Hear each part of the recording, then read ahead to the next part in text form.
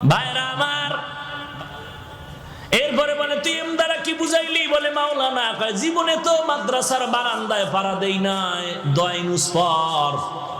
বলে তাহলে তুমি এই চেম দিয়া কি বুঝাইলা? বলে এইচ দ্বারা আমার বংশ হাওলাদার, এম দ্বারা মুহাম্মদ, এ মানে আব্দুল রহমান তো স্পষ্ট।